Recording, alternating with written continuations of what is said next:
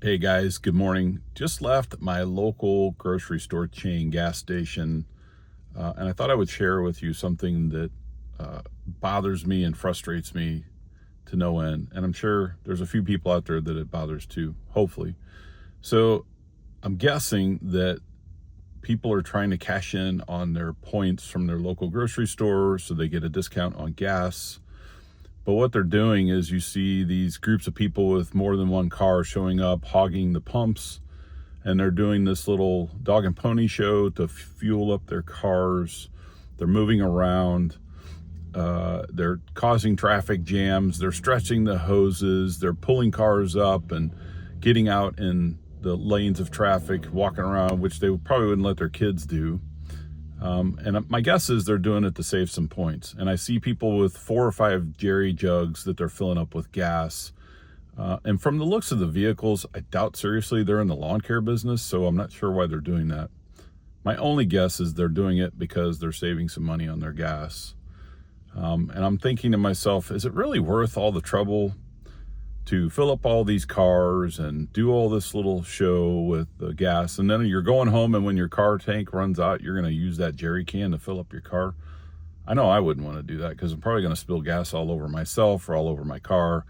It just doesn't seem worth my time and effort. But let's just assume for the minute they're doing it to save money on their gas, and they could save up to $1 a gallon. Well, kind of ran some numbers based on the average car tank size.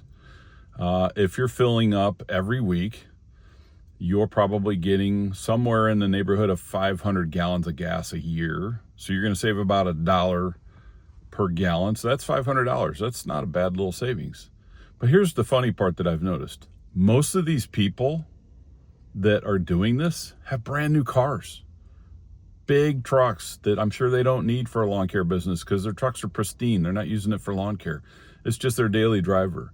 And then their spouse or their kids are coming up behind them and they're driving a brand new car or almost brand new. Based on numbers, 80% of us are borrowing that money to buy those new vehicles. And the average car payment in America right now over 5 years is $740. So if you're saving $500, and that's the max, by the way, the most you're probably going to save is about $500, unless you're driving constantly for a living as a traveling salesperson. You're going to save about $500. That's not even 1 month's car payment. So here's my thing.